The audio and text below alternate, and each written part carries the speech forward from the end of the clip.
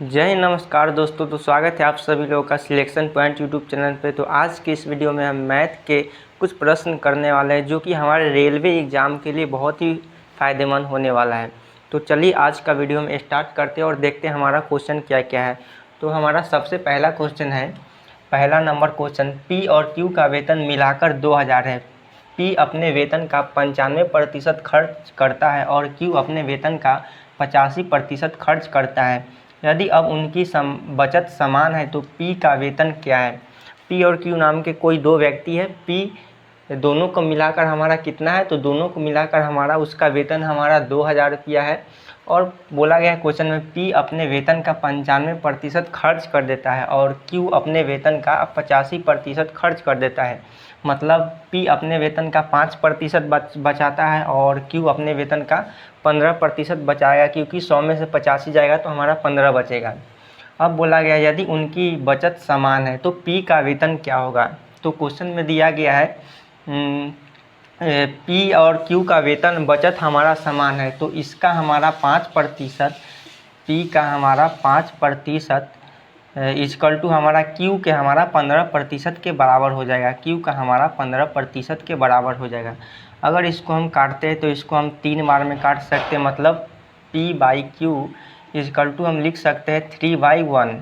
यहाँ पे अगर दोनों को जोड़ते हैं तो हमारा ये 4 यूनिट आता है, 4 यूनिट। और 4 यूनिट का मान हमारा कितना दिया हुआ है, तो हमारा दोनों को मिलाकर हमारा 2000 दिया हुआ है। तो इक्वल टू हम 2000 कर लेते हैं, 2000। अब इसको हम काटते हैं तो इससे अगर काटते हैं तो 5 बार में ये 500 बार में हमारा ये कट जाएगा। मतलब 1 यूनिट का मान हमारा कितना आ गया, तो 1 यूनिट का मान हमारा 500 आ गया। 1 यूनिट का मान हमारा 500 है। तो बोला गया है क्वेश्चन में पी का वेतन कितना है, पी का हमारा वेतन कितना है। तो पी इक्वल टू क्या है, 3 यूनिट। तो 3 यूनिट का मान हमारा निकाल लेंगे यहाँ से।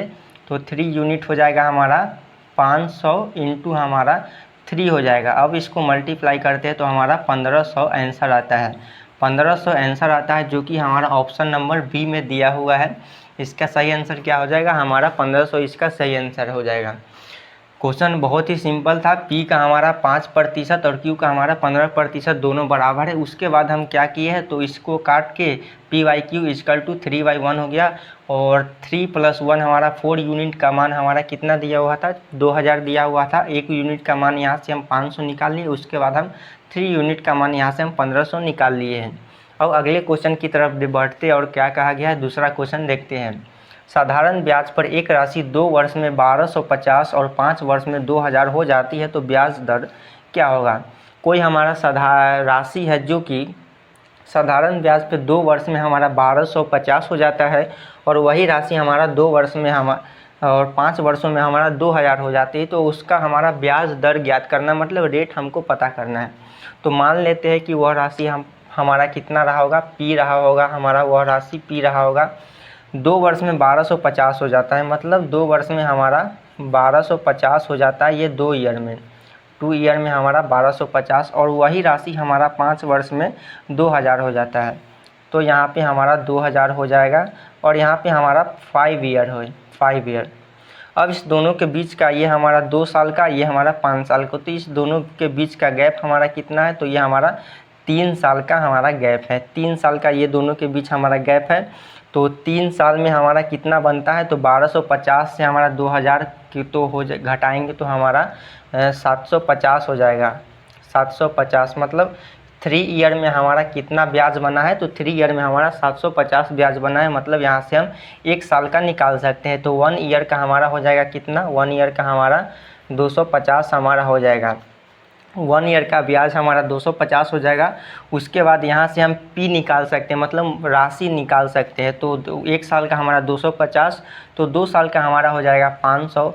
अब इस 1250 में से 500 हम ब्याज को घटा देते हैं तो हमारा प्रिंसिपल, मतलब मूलधन हमारा ये मूलधन आ जाएगा। तो 1250 में से अगर इसको घटाते हैं तो हमारा 750 आ जाता है। अब हमें क्या दिया, यही हमारा मूलधन दिया हुआ है, समय दिया हुआ है, ब्याज दिया हुआ है। यहाँ से हम रेट को पता कर सकते हैं। तो रेट को हम आसानी से निकाल सकते हैं यहाँ से। तो 750 हो जाए, 700 रुको यहाँ पे हो जाएगा हमारा कितने का, यहाँ पे हमारा ब्याज है 500 का ब्याज है।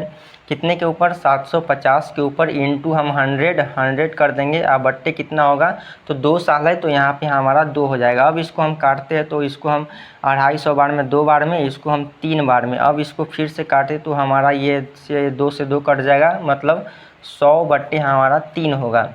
अब इसको हम लिखना चाहें तो इसको हम 33.33% इसको लिख सकते हैं, मतलब 33.33 हमारा आंसर आएगा, जो कि हमारा ऑप्शन नंबर सी में दिया हुआ है। 33.33 इसका सही आंसर हो जाएगा।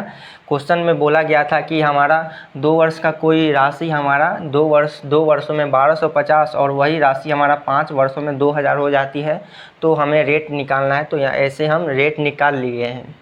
दोस्तों हमारा अगला क्वेश्चन है 3 नंबर। एक दुकानदार किसी उत्पादन पर क्रय मूल्य से 75% अधिक मूल्य अंकित करता है तथा 30% और 40% की क्रमिक छूट देता है, तो हमारा लाभ या हानि प्रतिशत ज्ञात करना है। कोई दुकानदार है, वह दुकानदार पहले क्रय मूल्य से 75% अधिक मूल्य अंकित करता है, फिर उसके बाद उस मूल्य पे 30% और 40% की दो हमारा डिस्काउंट दिया जाता है। तो हमें बोला गया है कि उस दुकानदार को लाभ होगा या फिर हानि होगा। तो चलिए बना के देखते हैं। तो सबसे पहले यहाँ पे मूल्य से 75% मूल्य अंकित करता है, तो 75% को हम लिख सकते हैं 3/4। 3/4 लिख सकते हैं। यहाँ पे प्लस मतलब 4 का वस्तु प्लस 3 ज़्यादा रेट में बेचा है, तो मतलब 4 रेशियो हमारा यहाँ पे हो जाएगा 7। उसके बाद यहाँ पे बोला गया है 30% और 40% की क्रमिक छूट देता है, तो 30% को हम लिख सकते हैं 3 हमारा 10 हो जाएगा। यहाँ पे हमारा माइनस होगा क्योंकि छूट देता है तो माइनस होता है, तो यहाँ पे हमारा हो जाएगा 10 रेशियो हमारा हो जाएगा 7। उसके बाद यहाँ पे 40% की छूट 40%, तो 40% को लिख सकते हैं हम 2/5। यहाँ पे भी माइनस होगा तो 5 रेशियो हमारा 3 हो जाएगा। अब इसको हम गुना करके देखते हैं तो 50 और ये 200 हो जाता है। 200 रेशियो हमारा 749 और 147 हमारा हो जाता है। 200 का वस्तु है और 147 में बिक रहा है, मतलब हमारा यहाँ पे हमारा लॉस हुआ होगा, मतलब हानि हुआ होगा। कितने का हानि हुआ है, तो हमारा यहाँ पे 53 का हानि हुआ है, 53 का हमारा लॉस हुआ है। अब यहाँ पे इसका प्रतिशत में निकाला जाए तो 53 बट्टे हमारा 200 और इंटू 100 हो जाएगा। ये होगा क्योंकि 53 का हानि हुआ है, बट्टे में 200 होगा किसके ऊपर, तो 200 के ऊपर हुआ है, इंटू 100 कर देंगे तो इससे ये 2 बार में कट जाएगा। फिर इससे ये 26 पॉइंट हमारा 5 बेर में कट जाएगा, मतलब 26.5% का हमारा हानि हुआ है। क्या हुआ है, तो 26.5% की हानि हुआ है, जो कि ऑप्शन नंबर हमारा बी में दिया हुआ है। बी में दिया हुआ है 26.5% की हानि। दोस्तों अगला क्वेश्चन है हमारा 4 नंबर। 16,000 की राशि अर्धवार्षिक रूप से संयोजित 10% वार्षिक चक्रवृद्धि ब्याज की दर से कितने साल में हमारा 18,522 हो जाएगा। हमारा 16,000 राशि दिया हुआ है, अर्धवार्षिक रूप से पूछा है, मतलब हाफ ईयरली मतलब 6 महीने पर, और हमारा वार्षिक रूप से 10% का ब्याज दिया हुआ है। तो हमसे कितना साल में 18,522 हो जाएगा, वो हमसे क्वेश्चन में पूछा गया है। तो चलिए इसको बना के देखते हैं। यहाँ पे हमारा रेट हमारा वार्षिक दिया हुआ है, इसको अर्धवार्षिक में कन्वर्ट करने के लिए हम इसको 2 से डिवाइड देंगे तो हमारा कितना 5% हमारा इसका अर्धवार्षिक रेट हो जाएगा। 5% को हम लिख सकते हैं, 5% को 1/20 लिख सकते हैं, मतलब 20 रेशियो हमारा 21 आ जाएगा। अब यहाँ पे बोला गया है क्वेश्चन में 16,000 की राशि है, मतलब प्रिंसिपल हो गया और ये अमाउंट हो गया, 16,000 हो जाएगा और ये 18,522। अब इसको हम काटना चाहे तो 2 से इसको हम काट सकते हैं 8,000 बार में, और इसको हम काटना चाहे तो इसको हम 9, 2, 6, 1। अब यहाँ पे देखा जाए तो ये हमारा कितने का क्यूब है, तो ये हमारा 20 का क्यूब है, 20 का क्यूब, और ये हमारा 21 का क्यूब है, 21 का क्यूब है। यहाँ पे पावर कितना आया हमारा, ये हमारा पावर आया है 3 पावर आया है, मतलब हमारा 3 साल आ गया ये हमारा। अब हमारा 3 साल आ गया। अब इसका हम आधा कर देंगे, 2 से डिवाइड कर देंगे। क्यों करेंगे 2 से डिवाइड, क्योंकि हमारा अर्धवार्षिक रूप में पूछा गया है, ये हमारा आया है वार्षिक रूप में और हमसे अर्धवार्षिक रूप से पूछा गया है, तो इससे हम डिवाइड करेंगे तो 1.5 ईयर हो जाएगा इसका आंसर। तो इसका आंसर क्या है, ऑप्शन नंबर ए में दिया हुआ है इसका करेक्ट आंसर। तो ऑप्शन नंबर इसका ए हो जाएगा 1.5 ईयर मतलब 1.5 साल। दोस्तों हमारा अगला क्वेश्चन है 5 नंबर क्वेश्चन। 25 वस्तु का क्रय मूल्य x वस्तु के विक्रय मूल्य के बराबर है और हमारा लाभ दिया हुआ है 25%। तो हमें क्या पूछा गया है, x का मान हमसे पूछा गया है। लाभ हमारा कितना दिया गया है, तो लाभ हमारा 25% लाभ दिया गया है, मतलब प्रॉफिट को हम लिख सकते हैं 25%। अब इसको हम फ्रैक्शन में कन्वर्ट करना चाहे तो इसको हम 1/4 लिख सकते हैं। ये हमारा क्या होता है, नीचे वाला हमारा CP होता है मतलब क्रय मूल्य, और ऊपर वाला हमारा प्रॉफिट होता है।